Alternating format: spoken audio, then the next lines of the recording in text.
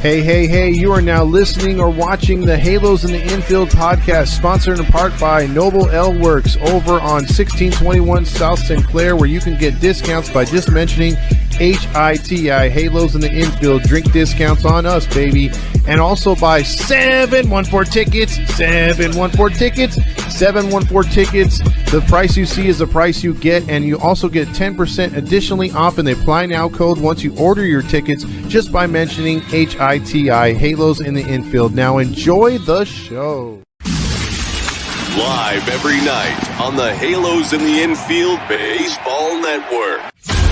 Welcome to the Halos in the Infield post-game podcast with Todd Fox, sponsored by Noble Ale Works Brewery, as well as 714 Tickets. This is your nightly destination for all things Los Angeles Angels. Come join Todd as he recaps every thrilling and disappointing moment from tonight's game, win or lose.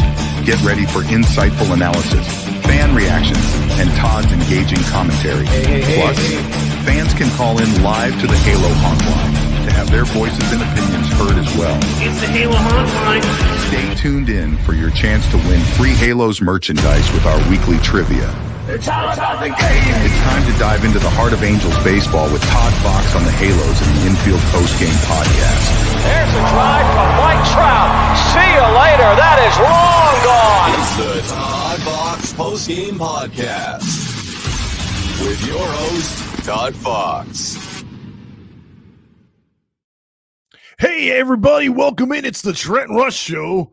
No, it's Halos in the Infield, fresh off of being allowed access back into Anaheim Stadium. It was a little iffy at first, got to take the field and got to go with the kids and walk the field with Little League Day today. So that was fun. We got to see, but before I get into that real quick, just want to say this is the only place to catch your Angels post-game, which is the best coverage out there of your Angels. We have a good time. We interact with you. It's we got phone calls. We got everything on here, graphics. We even get the owner of the Angels to call in at times as well. We've had stars on as far as people who participate in the podcast too. So check us out wherever you get Halos in the Infield. If you want to listen to us via podcast or watch us here on YouTube, I suggest you do like and subscribe. Give us a 5-star on those podcasts. We greatly appreciate it. So with that being said, Sell the Team shirts are still out there. So if you want to get them, go to HITI Pod, HITI Pod on eBay, or go on Etsy for Halos in the Infield to get those shirts for $20. We have different styles. So that out of the way, guess what, everybody? The Angels lose, the Angels lose, the Angels lose. That's what you call a losing streak. 9 games in a row now for the Cleveland shitfucks as they defeat us 10-4, 4-3, and now 5-4 today. If you listen to Trent Rush and the propaganda prime minister known as PP Roger Lodge, but mostly Trent Rush today because PP is off on the weekend, you got him saying, hey, this is a good team. They just got to learn how to play at home. Hey, this team is, don't worry about it. We'll take one phone call, and then we're just going to talk about Ron Washington and then also play Halo highlights that really don't mean too much shit. And then we're just going to fill it the rest of the way with positivity. Good night, everybody. And that's it. That's your post game from one Trent Rush. And he's like, hey, don't worry about their 6-19 at home. 6-19 at home. So you were swept against a team that was just barely treading water at the time, the Minnesota Twins, on Star Wars weekend. Again, this is all that Artie cares about. He doesn't care about filling the roster with players that me and you know and that me and you can respect and be like, hey, that's a good player, man. I'm behind this guy, right?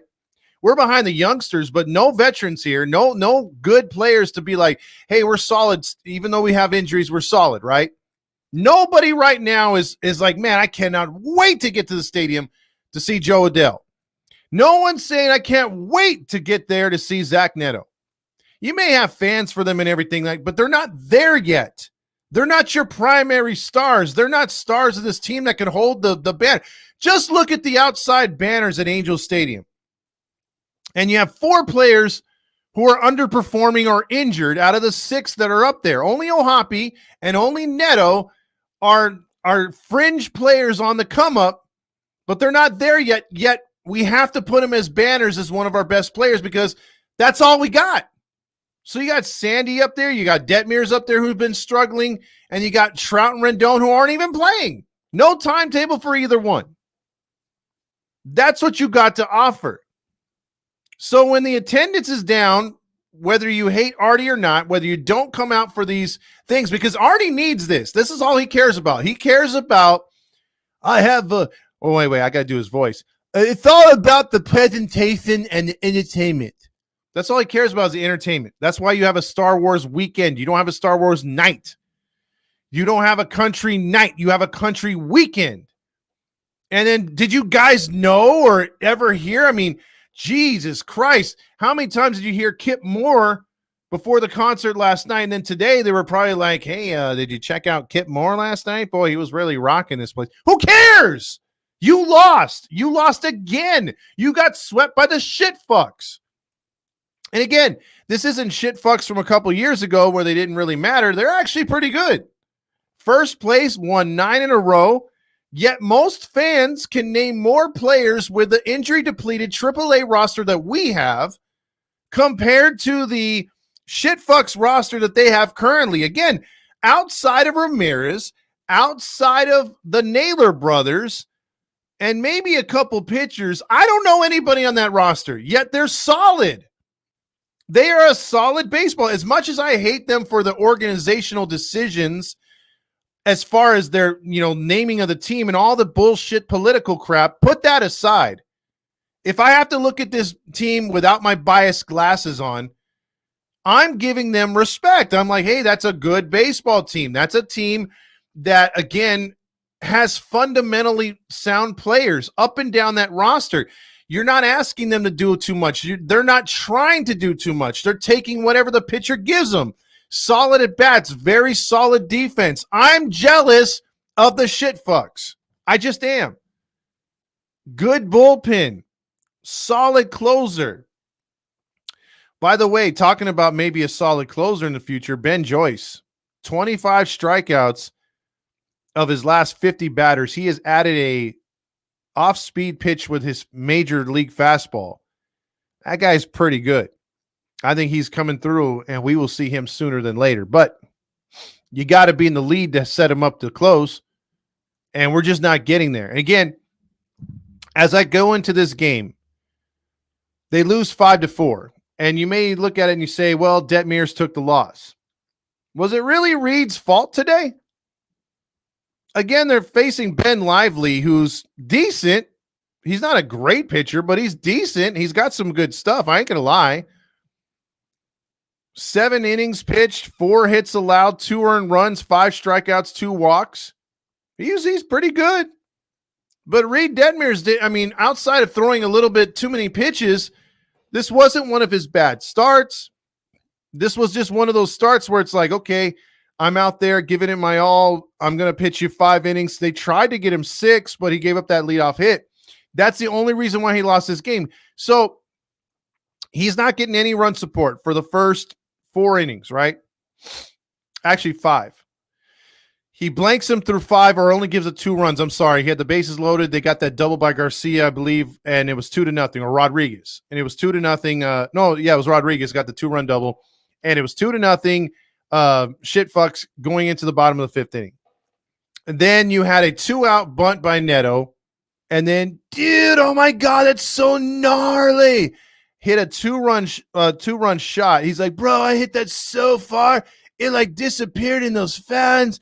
Oh my God, Nevin. And then Ron's like, hey man, just run the bases, man. Just come home and score. And then as soon as he came around, dudes came around third base, he could barely see home plate. Neto's like, bro, the home plate's right there. And he's like, oh, gnarly.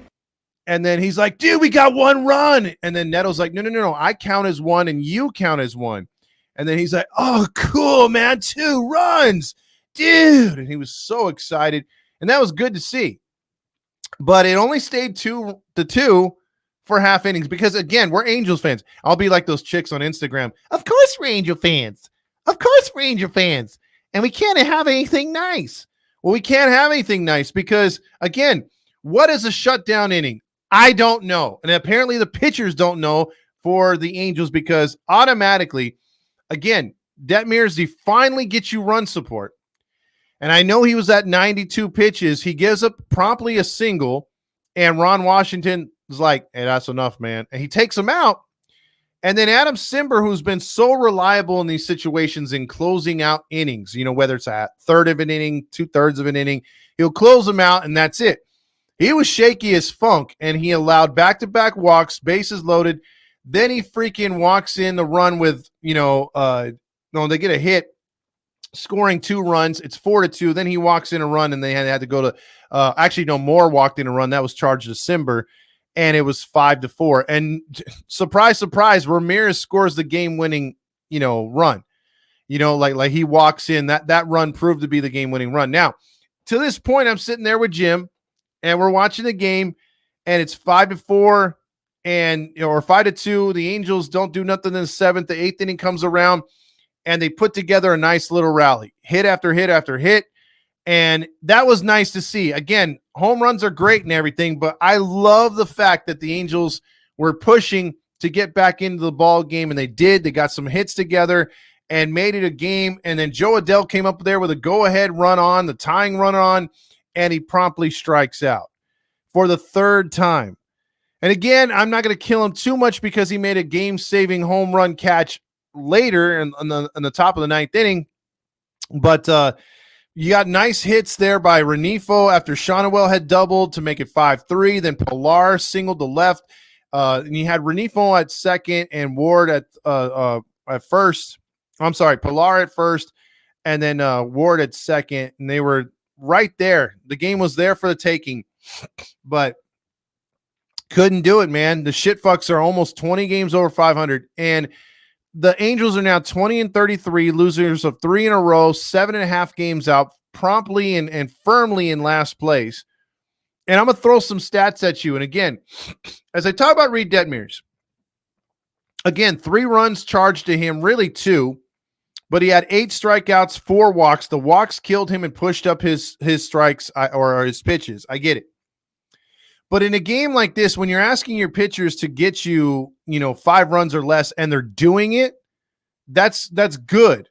The problem is if you're not scoring runs, and a lot of times the numbers are so skewed.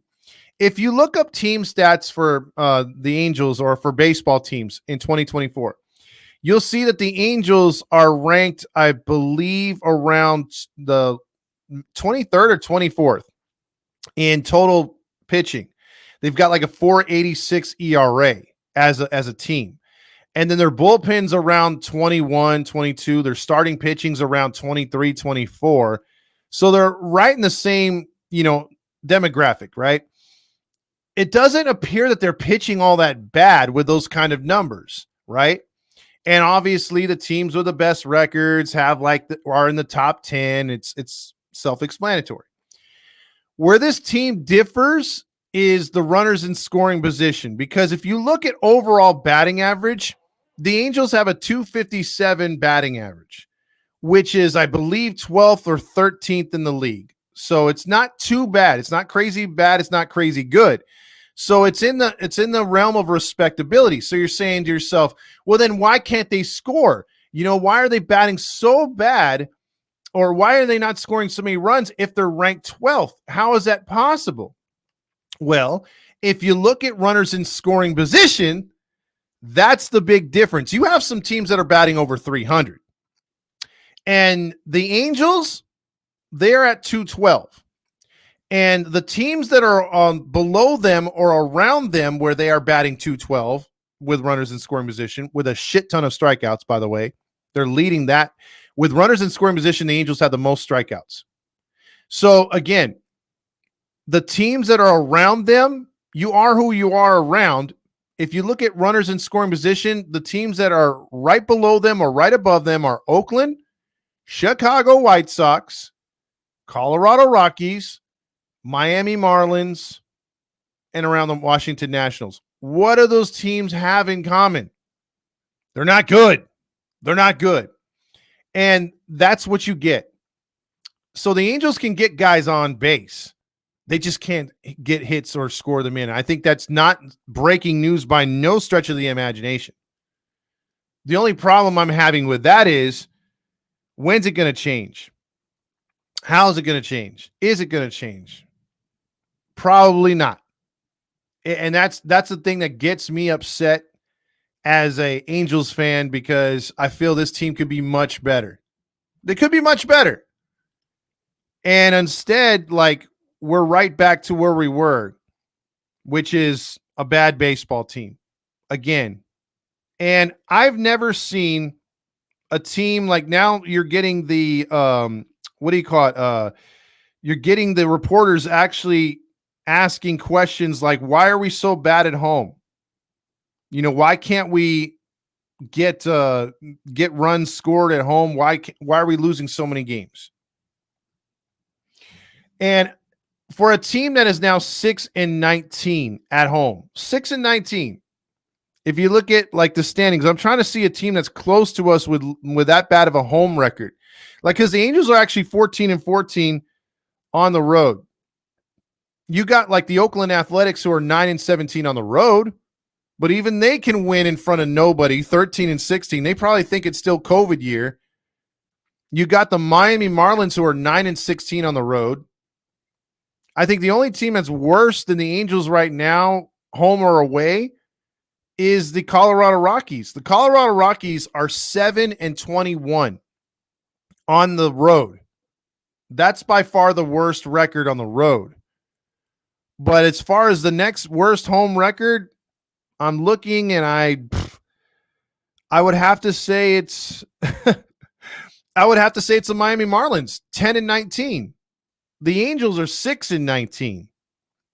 Right now, the Angels are minus 36 run differential. That's not good. Everybody in the American League West is minus, but it's like 7, 6, 4. The overall leader is Oakland at 63. The only team that's worse than the Angels, and there's only a couple teams actually worse than the Angels and Athletics, and that's you got Tampa Bay in there. Toronto, for some reason, is minus 38. I would never expected that. The worst is the Chicago White Sox at 116. But this team is just having a hard time scoring. And even when you get a subpar, not even a subpar performance, but a performance where if you just got a run here, run there, things would be totally different.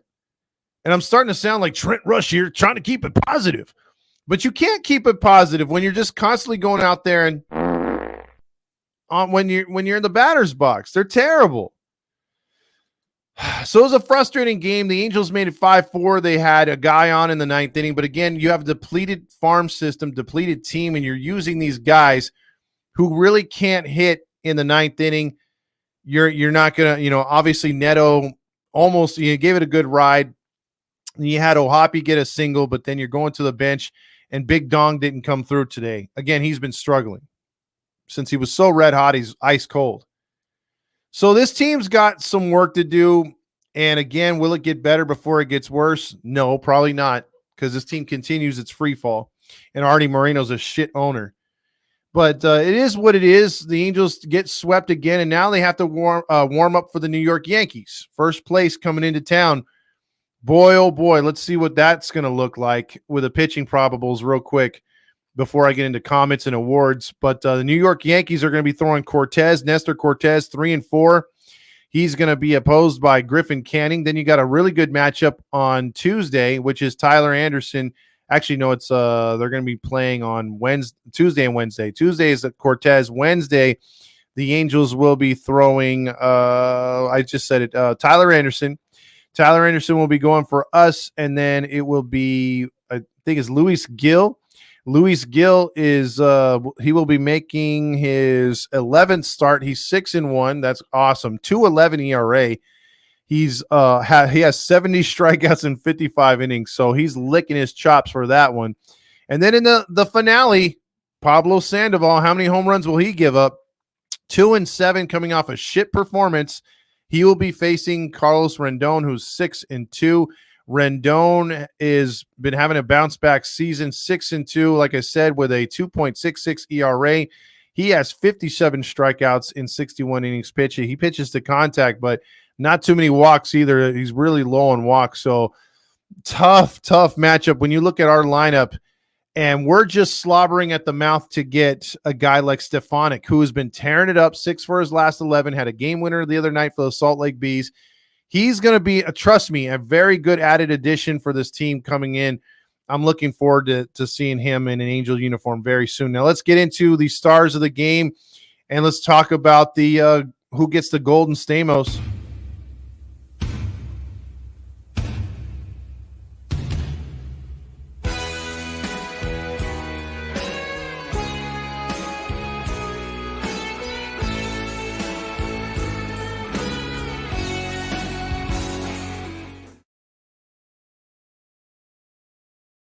I'm good. I've been tired of giving it to shit fucks the last few games. So like, I want to give it to someone that actually plays for our team, and I'm going to cheat this time. And I'm going to give it to dude Matt Theis. He had a nice play at the plate, nice tag, but that 2-run home run to get the Angels back in it, that was he crushed it almost into the goddamn tunnel right there in right field. So what a home run by the dude, because he doesn't get too many starts, but when he does, he kind of produces. So good for him. He got the big 2-run homer to get us back in the game. Unfortunately, the Angels angeled. They hit the #Phalo in the bottom of that inning, but at least it was good for about a few minutes. So let's talk about the Nacho Night Award, and producer to the stars made a new Nacho Night. So let's see if you guys and gals like this one.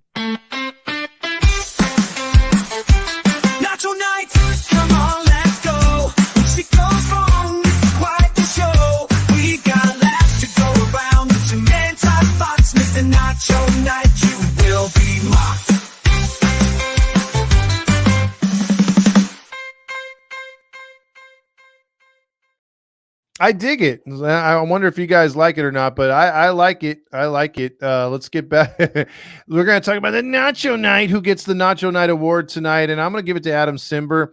Cimber me timbers, as they like to say on another show.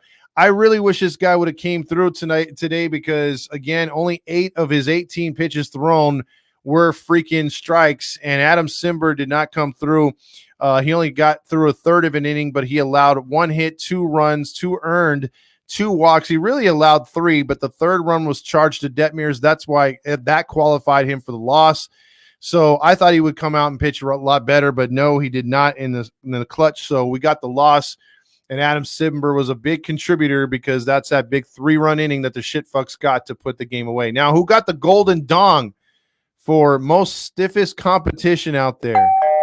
It's a big Calhoun, the Golden Dome, for the player who stood out all day long. Stiffest competition on the field, halos in the infield, who's finna be revealed?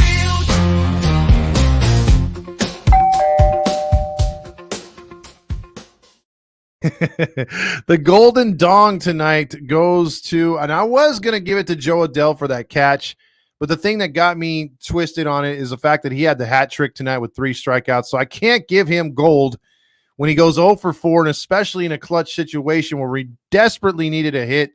So I'm going to give the Golden Dong to a shitfuck, and that would be Lively there, Ben Lively, the starter, who went 7 innings, 2 runs on 4 hits, all earned, 2 walks, 5 strikeouts. He lowers his ERA to 2.80. He was kind of a little bit in the zone, a little bit out of the zone. Only 58 pitches of his 92 were strikes, but still he kept the Angels off balance and enough to get the Golden Dong. So the Angels lose today. Again, they get swept out of their own stadium, 6-19 at home. That is the worst I've ever seen them play at home. That is pretty pathetic. Dan Rios starts us off in the leadoff spot. He says, I tried. I wore all of my Rams stuff today. It didn't work. So he was trying to talk about when, throwing on his football gear maybe would change the tide a little bit. Also, the Angels 0-9 looking real legit. Oh, and right here, hold on. Is it Savage Garden loss? You know what? It is, because it wasn't a Buttercup loss. We were trailing. We never took the lead.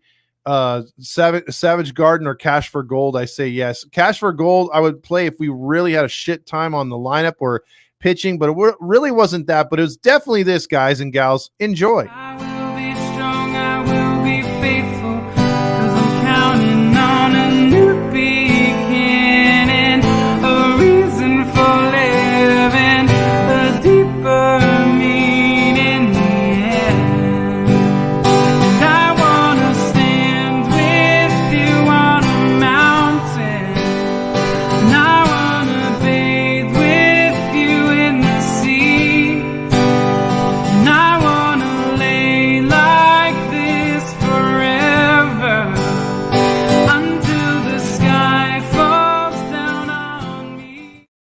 love what Randy did right there where he says, I want to lay like this forever. And freaking Rendon is laying down slowly but surely. Man, that bitch number 6, dude, I'm telling you, the latest on him is, hey, he's on a treadmill. He's trying to work it out. And then freaking Trout, like my girl says, hey, you know what? Trout's out there saying that, he's trying to get back before the All-Star or after the All-Star break. And he's really trying to work at his best to get back in there. And he's trying to give a timetable. And that dude had surgery. And compared to Rendon, which he just like mildly pulls up gimpy to first, no tear or nothing, no surgery. And he's like, hey, I don't know when he's coming back. What a bitch. Certified. He's certified. Also, Saucy says, I knew we'd fuck up. We might win one against the Yankees. Rough homestand. Yeah, it looks bad. They're gonna be like 6-22. Watch. Where'd that clown go? Yeah, I got booted. When the Angels go back on the road, haha, they'll be better.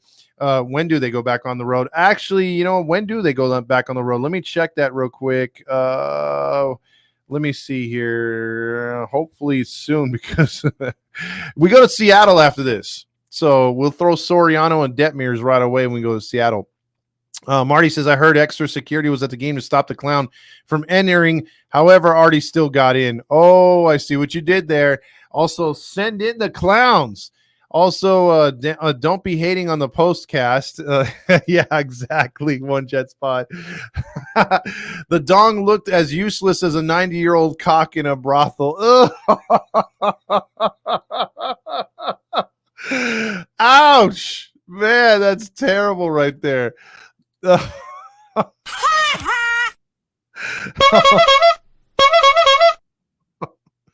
Dude, that is a rough one right there, Marty. Oh my gosh. These nuts. Oh man. Also, Tyler says we were in the game, but we were never in the game. Today is the debut of the new Nacho Award theme song. Yes, it was pretty good. Went to last night's game and saw Gooby, it's your boy says. After the game, walking out, I wanted to throw up. You know what sucks? It's your boy, and my girl was talking about this too.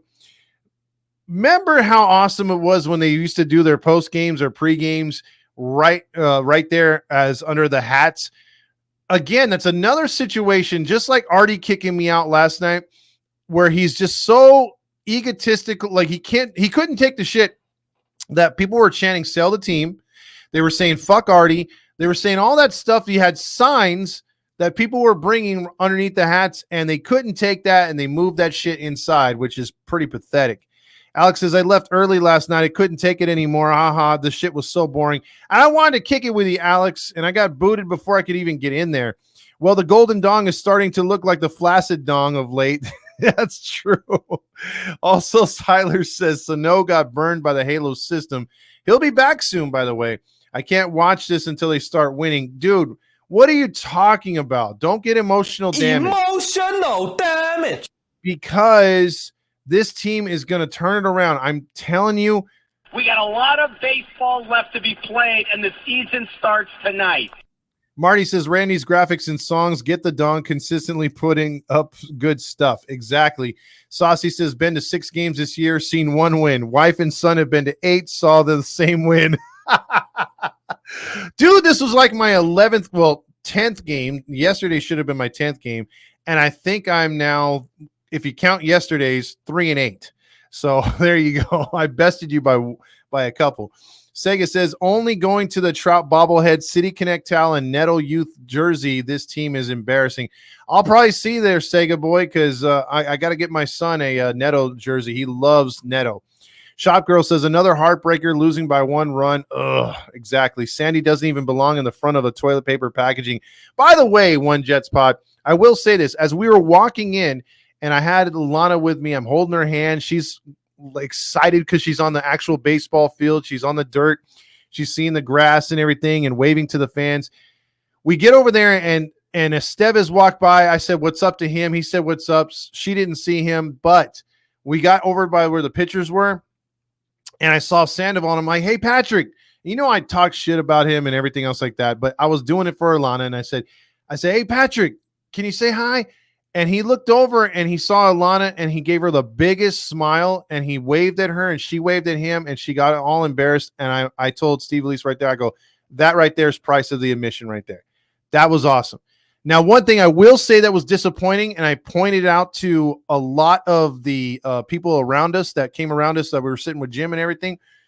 I really, really did not like, sitting with Jim. He's like right behind where the bullpen guys come out that little ramp and walk onto the field. And it was Little League Day, and you had hundreds of thousands of kids. You had at least 6,000 Little Leaguers there. But you had Little Leaguers lining the side post as where Trout Farm is. And yeah, they were throwing balls into the crowds and everything else like that. But here's my thing. If I'm a baseball player, and one of my best memories is high-fiving some of the players either in spring training or when I was able to get on the field and they gave me a high five, that made my day as a little kid. That made me think about being a baseball player when I'm not at the baseball stadium. That made me collect cards. That made me, have favorite players, right? Those are memories that you make at the ballpark. And I think it's really disappointing when these shit fucks were high-fiving or autographing or giving balls to those kids that were lining the rails in the hot-ass sun and screaming their names when our own players were 3 feet away. They were practicing social distancing from those kids. You mean to tell me you just can't walk by them like a wrestler and extend your hand and high-five them all in a row and walk out there? You know how many fans you would make of you? They would be like, who's this Soriano guy? Or who's Matt Moore? I want to be their fan. Matt Moore shook my hand. It would make their day, right? But no. I don't know if it's selfishness or these players are still thinking of COVID. I doubt that, but why aren't you interacting with little kids? I could see if it's adults saying, hey, sign my ball, and you're like 42 years old. Yeah, fuck that guy. But I mean, for the kids, it's all about the kids. Like you make their day. I gave out thunder sticks the other day. The kids are going crazy. So why can't you just do the little things? For a shit team, it would come off so much better. So that's a gripe that I have that I took personal today. I was like, really, dude? None of you guys can high five any of these kids? Really? Like our backup catcher, our practice catcher is the only one that's doing it? And you had a couple players that were like playing rock, paper, scissors from the dugout rail to the other adjacent rail with a couple of the kids for a couple minutes. But nah, dude, sign some autographs. High five them as you're coming out of the bullpen. Come on, Fulmer. Come on, Moore. Come on, Simber. Simber didn't even look at the kids. He head down and he ran out there and shit the bed. So I think that's very disappointing. And if I'm a manager of this team or any baseball team, I make that a fucking rule that you respect not only the parents in the stands, but most importantly, the kids. You respect the kids, man, because that's what it's all about. That's how you grow the game. That's how you keep these kids influenced. Most of these little leaguers are going to grow up to want to be basketball players or football players and say, fuck baseball, it's too hard. I don't want to go to the minor leagues. You think about it. They always think, oh, it's faster trip to the NBA. It's faster trip to the NFL. How many guys do you have to weed through to get there? How many guys don't make it through college? They don't think about that. They just think about, hey, baseball's too hard. Actually, baseball, if you can at least get to the minors and hang around, you can hone in your skills, and you're not really a good draft pick at first or a good pickup, but you can get better and you can make it to the majors. You have more opportunities in baseball. How many times have you seen a minor leaguer be in the minor leagues for 7 to sometimes 10 years and then break through all of a sudden? It just all clicks. You can't do that in the NFL. You can't do that in the NBA. You can't do that in the NHL. So again, push for these kids to be more involved in baseball. Give them a little heads up. Give them a high five. I just don't see what's that going to cost you, dude. If you're that anal about your hands, bring a bottle of goddamn, or tell Theis or whoever is catching, hey, give me a spritz of that of the alcohol, or give me a swab as I get out there. Come on now. Offense is the problem, Grillmaster says. Swinging at pitches not even close, way too aggressive, no patience at the plate. Seems like last year. Who the fuck is Kip Moore? Exactly. Also, they acting like Kip Moore is the George Strait. Well, they're just like, hey, this is the biggest guy we got coming to Anaheim. Randy, can you please take that graphic with the halo honk on the entrance of the big A and replace it with Rendon, or put the halo honk and replace Rendon's? That would be a lot of work right there. Also, No lack of hitting with runners in scoring position does it again. It was George Strait. Almost had a comeback in the 8th inning, but of course Adele went full Adele today. Sega says Perry is a fucking pussy. He's scared to let the vets go, and he's got to at this point. Dan Rios, you don't even believe those words. Also, it's your boy says back-to-back games of blue balling us late with comebacks. Laugh out loud, typical Angels. Also, Sega says Tyler Payne would call a better game than dude. Exactly. Dude, come on. Replace this team. Also, One Jet Spa says no, he's a lame-ass vato. Sega says, please replace his whole team with the Trash Pandas. And their pitching is really good, by the way. I heard all the Johnson working security were handing out photos of the Halo honk clown at the gate to prevent further embarrassment to Artie. We love Johnson's working security. I love when they talk smack ball around like that. As the Sauce says, what the fuck should the Angels do with Moniak? At this point, you can't let him go past the All-Star game if he's still struggling like this. You got to let him go. There is no more chances for him. You got to let him go. Also, the Anaheim Eric says, hey, what is up, Eric? Randy says, beers and thumbs up. He loves your stuff. Eric says, and the protest ends tonight. Thank you, Roger. Yeah, Roger had a lot to do with this, I believe. Roger's going unhinged right now. Anymore. I just can't. And they can fire me if they want, but I can't sit around and listen to negative phone call after negative phone call. If you're a so-called Angel fan, if you're a Halo honk for life like me, then shut up with Sosha's got to go. It's this guy's fault. It's that guy's fault. Forget it. Let it go. We got a lot of baseball left to be played, and the season starts tonight. If you don't want to say anything positive here this afternoon, stay off of my phone line. See, that's where AM 830 gets you. That's where these other podcasts get you too. The other ones that are trying to do their post game. Stay off my lines. Be positive. No. You can't be positive on a team like this. You just can't. You can highlight certain things until they turn it around. But when are they going to turn it around? Can football start? Dan says not soon enough. Also, surprise, surprise, the most runs scored at any ground this year at the Big A. Go Bears, go Rams. They're already getting into football stuff. It's never going to change, dude. Also, Tyler says, should any of us watch the Yankee series? If you want to see blowouts, I think you should tune in, or an actual team that's been put together good. Angels would be better with a cardboard cutout lineup right now. True. Also, I know you picked hand A last night from Marcia, but she feels like we are coping and hand B by this time daily. I think the whole fan base is getting the B treatment. Frustrating watching that song run the bases. He needs to pick up the dong and run a hard 90. And the problem is with the dong and other players, man, we're just not getting any breaks hitting. They're not doing anything. So it's frustrating to watch this game or this team. Let's see. One Jets pause calling for a sweep. We are mighty nachos, Tony Angel says. We sure are. One Jets Pond says, hey, I know that dude. Also, Thice deserved the golden bong. Good for him. That should be a one right there. Team feels like Big 20 gets to the party and leaves not scoring. That's a good one, Marty. Nah, this one sucks balls. Did someone say balls? Because we haven't been getting the whole balls treatment. Time for you to check out what I want. I want balls and John this team sucks. Also, Sega says, I don't like this Nacho Night or the new Spritz O'Clock. Why not? I mean, the new Nacho Night's pretty good. And you don't like Spritz O'Clock? This one gets stuck in my head.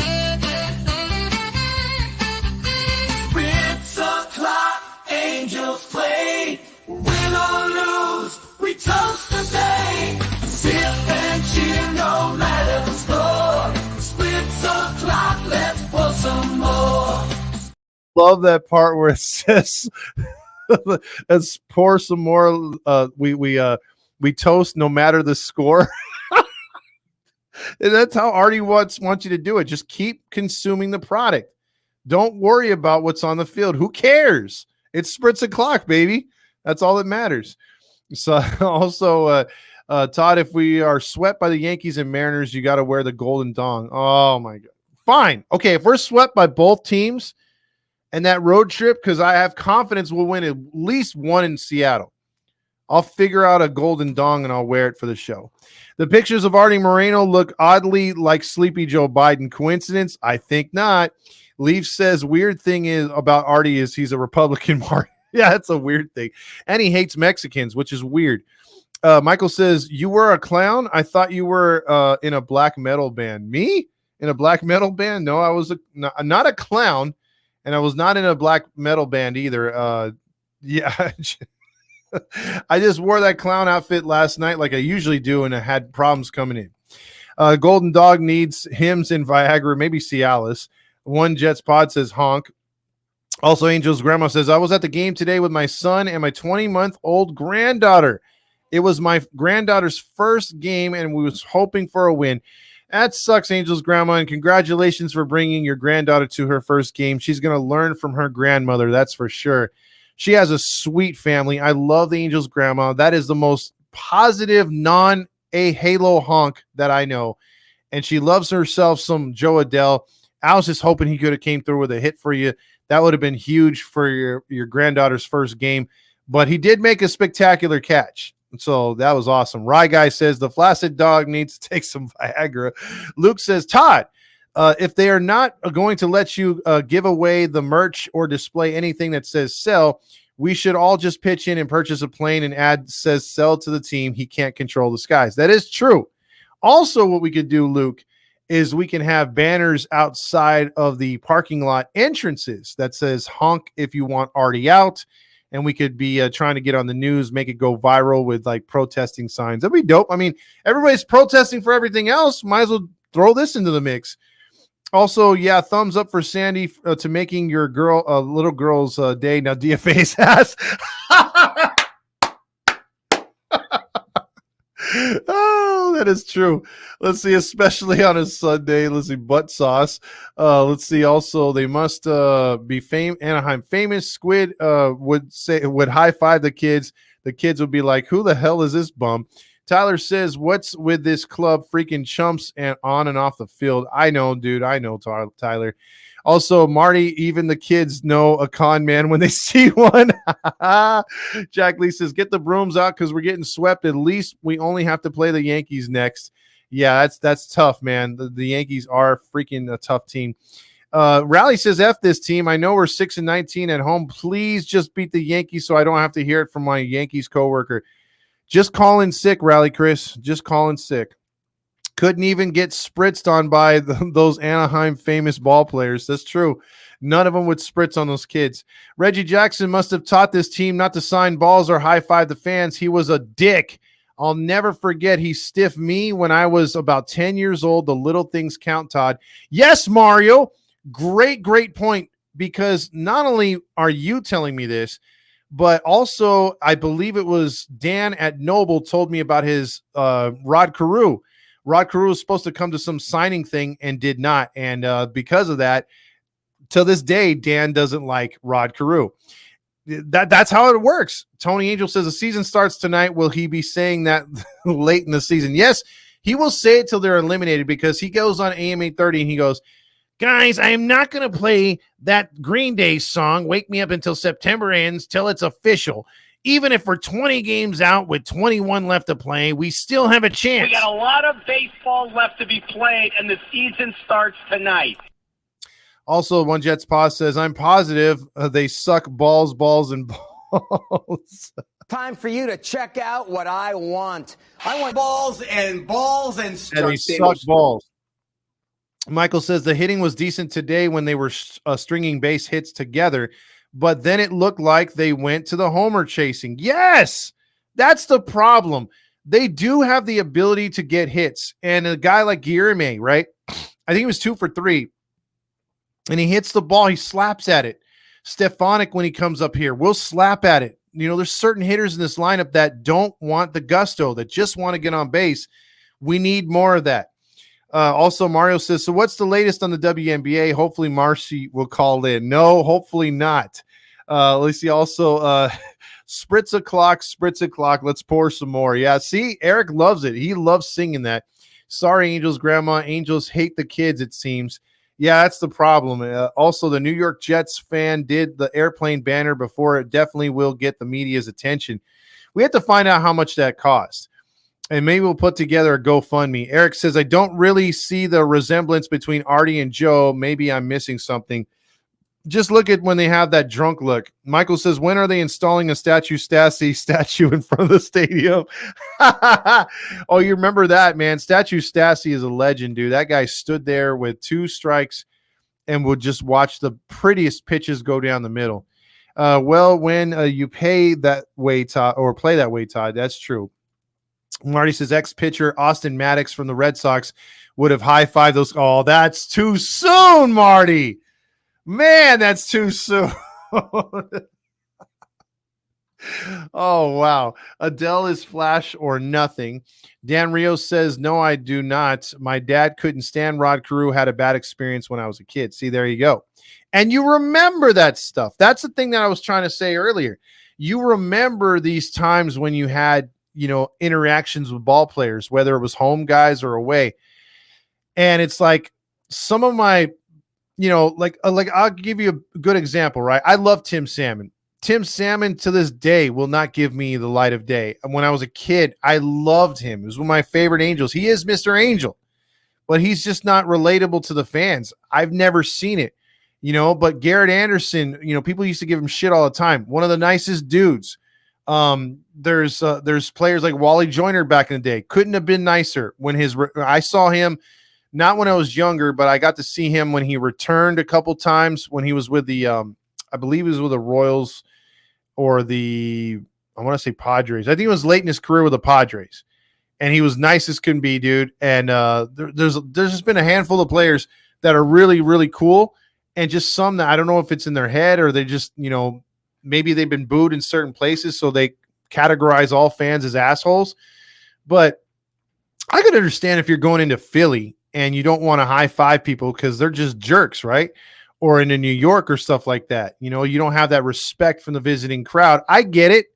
But if you're at home, man, you got to take care of unless you're number 6 and people universally hate you, or Suarez because of your play, it's like, if you're anybody else on this team, you mean to tell me that someone's not going to, when they call you out and want a baseball or you're on the field, you're doing, like Jim said, what all of us want to do, what we all dreamed about doing, why we love this game so much is just to be on that field and have you guys, you gals, or me watching you play. That's a dream we've all had. So it's like to actually have that experience and then you just be a dick to the fans. I don't care if you've had bad experiences. You're making a living doing the very thing that you grew up loving. How many of us get a chance to say that? But then you got guys like number 6 who just crap on everything. Rally Chris says, what I might do is call in Roger Lodge and say, here's something positive I'm going to call in. We're not going to make it to the playoffs. And also, before he hangs up on me, sell the team. That would be nice. Statue Sassy swings at ball 4, ball 5, and ball 6. Yes. Eric Wall says, when does the protest end? Roger Lodge say you. I think he's already like, we already killed that. Marty says Suzuki influence on Theis throwing it to second got into the outfield. Dang, I missed that guy. Well, Suzuki's still part of the team. Eric says, Rally Chris, do it, dude, please, and record it. Also, Michael says, I saw Jose Mona years ago at a coffee clutch in San Dimas. He kept talking on his phone and covering his face. I didn't know he was that big of a deal. Well, you know what, Michael? He made the wrong decision. He thought he was going to go to a bigger network in the Dodgers, and he's a nobody over there. Dan Rio says, my son, Ricky, who you met at Noble, got his hat signed by Salmon when he was a kid. Still have that picture on my fridge. Ricky is a Timmy fan for life. And see, that's what happens. It didn't work out for me, but it worked out for your son. And yes, you are going to remember those things. Those things mean a lot to a young child. And again, if it's the little things that count in this sport that would grow the sport so much. But I think baseball, as much as they do good things, it's just not enough yet. They still need a lot more to go. So before we get if you guys want to call in, the number is 714-598-3221. If you guys want to call in, sometimes we get phone calls, sometimes we don't. But I will do this real quick. I will get into the scores. So we'll talk a few of what happened on the baseball field. Right now, there's a rain delay in St. Louis between the Cubs and Cardinals for Sunday Night Baseball. There was a wild one this morning. Tigers win 14-11 in walk-off fashion. Matt Verline's 3-run homer defeats the Blue Jays. The Blue Jays continue to struggle. They will be a seller if this continues at the deadline. The Reds sweep the Raiders. They beat them 4-1. The Braves over the Pirates 8-1. Oh, real quick on the Dodgers though / Raiders. I can't believe there was a podcast that I was watching just to see where the Dodgers fans are, right? This guy goes on there and he's like, hey, Ohtani's not really doing all that great right now. He's a little hurt and the rest of the lineup is kind of shaking. We need to get a bat. I'm like, you need a bat? Who? I mean, you've gotten most of the league. You've gotten everyone you want. Like what the fuck are these greedy bastards? You have the best roster in baseball. You should be scoring 10 runs a game. The fact that I think they only scored 6 total in that series, that's weird. That's on your coaching staff. That's on your hitters, dude. You got a really good lineup. You're paying $300 million, basically. Again, the Braves defeat the Pirates 8-1. The Red Sox salvage one against the Brewers 2-1. The Mariners win 9-8 or 9-5 over the Nationals. The Royals 8-game winning streak goes to Rye as they could not sweep the Rays 4-1. The Mets over the Giants 4-3. The Orioles defeat the White Sox 4-1. Texas wins 6-2 over the Twinkies. The Rockies get a rare win 5-2 over the Phils. Phils have the best record in baseball, but right behind them is the shitfucks who beat our Angels 5-4. The Astros win over the Athletics 5-2, and the Marlins over the D-backs 3-1, and the Yankees tried to sweep but couldn't get it done. The Padres get back to 500 by winning 5-2. So let's see a few more comments here. We'll get into it. Mario says, one of my favorite memories is Scott Shields signed my daughter's glove and then gave a ball to my younger daughter. They always remembered that. He is a class act. Also, Tony says, obtain drinks, milk bags on his days off. Okay. Or Tani does. Ohtani's contract will go down as the worst in history if they don't win the World Series while he's there. Not only that, the fact that if he's not a pitcher, which he's been hinting at after this rehab supposedly, and he has, like, say, for instance, he comes back next year and he's not that great, or he starts to get the inflammation again, they just paid double for a guy they could have spent 45 to 50 million. Yes, 50, 45 million is a lot of money for 1 year. But think about who they're paying for. Now they're going to be paying for twice as much of the player, but only getting one side of him per year. 70 million is a lot, even though they're paying 10 years later. So, yeah, it says new song called Holy Shit, We Suck coming soon. So there you go. One Jets Pod continues to be creating music right there for the Angels. Again, you can call in if you want. If not, we will be out of here in a few minutes. One other thing I'll say too, to play off of what Mario and what Dan and a few others have said when they have their experiences with players autographing. We were in St. Louis for a Memphis Redbirds Salt Lake City Bees game.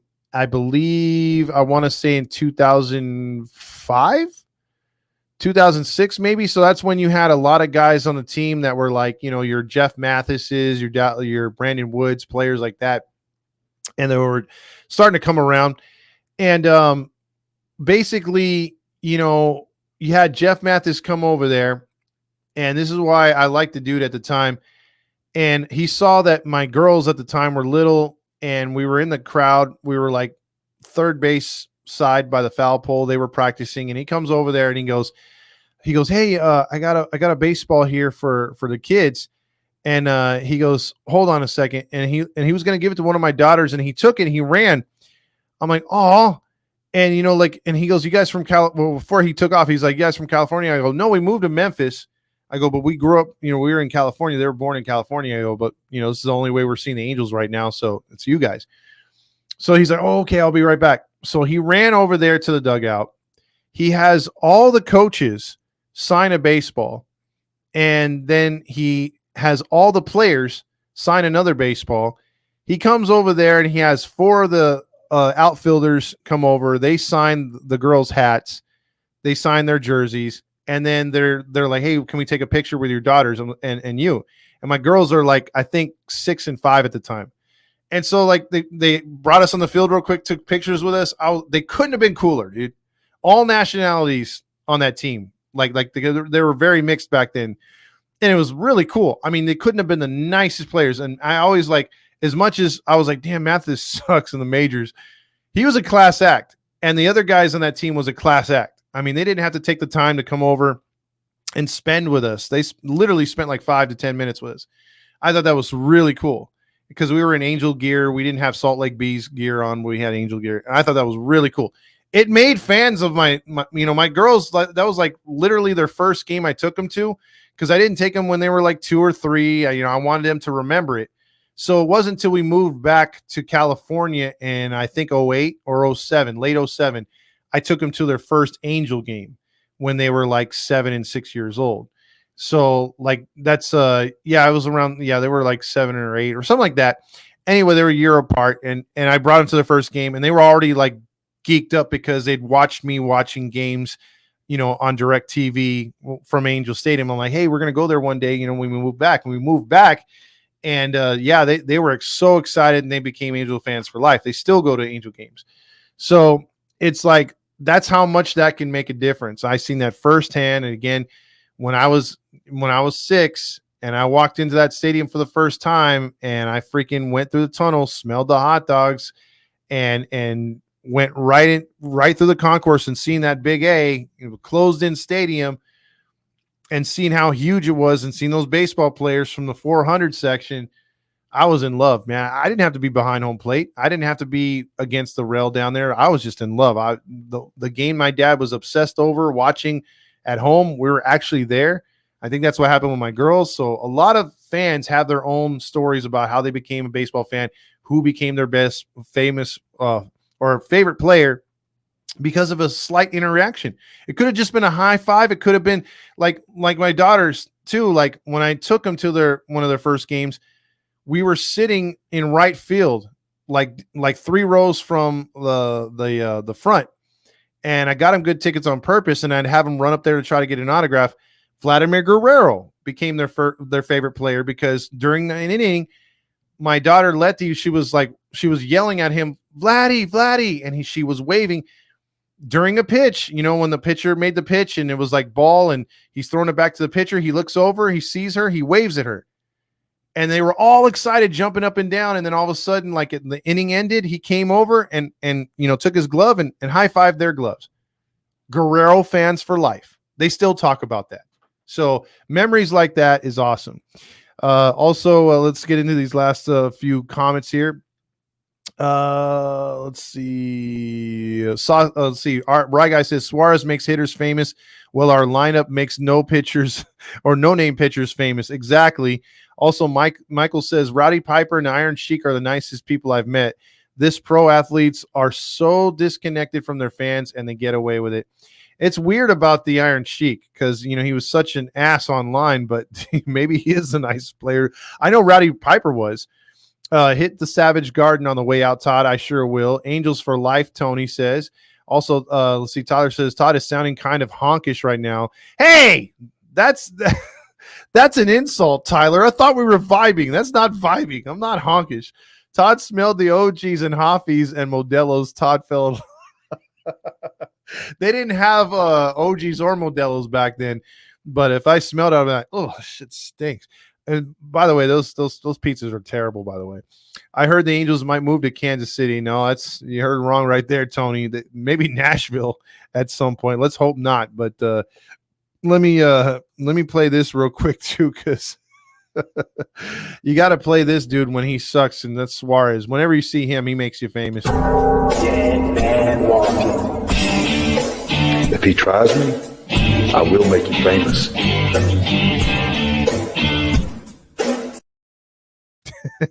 Okay, Todd, we can vibe once again. Also, Sega says, my mom got me an Angels Wings starter jacket from Adam Kennedy, and her and my aunt used to clean Kennedy's house. That's pretty cool. And those are some cool-ass starter jackets. I know they've brought them back a bit, but that's one thing I've always wanted. Never really a fan of that Disney Angels logo, but I swear to God, watching Terry Collins or some of the other players wear those windbreaker starter jackets with the light colored sleeves and the dark and just I thought those was the coolest look, man, for a jacket. Some other teams in the league that year had some really cool jackets to wear. Man, I wish I could have went on a spending spree. I would have. Michael says, do you see the meme recently claiming the Angels and Dodgers are the top 5 of all MLB teams for hot dog prices? Damn that artiflation. I'm telling you. I mean, and it's even rubbed off on those damn street vendors when you get out. I know their hot dogs taste way better. And I saw this dude like he was piling on the onions afterwards. Had we not eaten during the game, I would have gotten me a couple hot dogs because I ain't going to lie. Those hot dogs by those street vendors look fire. So with that being said, enjoy your Memorial Day weekend. Think of those who have to work. And also think of those that you've lost that you can't spend this weekend with. Always throw one back for them or just, do something nice. That's my advice. That's my Jerry Springer final thought. But no, I mean, enjoy the nice rest of your day. We've still got a few hours of sunlight left. Go throw the ball with your kids. I'm going to do that right now. And, enjoy it. And, Angels will be back losing. Don't worry about it. We've got a lot of baseball left to be played, and there's plenty of losing to be watched and or endured in person. And you'll see that in the next 3 games, they're going to get their butts clapped or their cheeks clapped. So there you go. But anyway, Angels, Yankees series coming up soon. Last comment right here. Marty says, I wish you left the stadium the other day riding your pink bike. You know what I'm going to do? I am going to go as the clown one more time. I can't get into the stadium, but I will go on a day where I don't buy tickets, but where I could protest and just ride up and try to start some shit. So we'll see. The prices went up outside $8 now for a hot dog. Yeah, it used to be $5, and that was decent. I would pay $5 for that hot dog, but Dan's claiming it is a monopoly. So everybody out there, guys and gals, enjoy your family. Have a nice afternoon. Have a nice day off, because don't worry. Oh, no! We suck again! And you could watch these guys on Fox or whatever.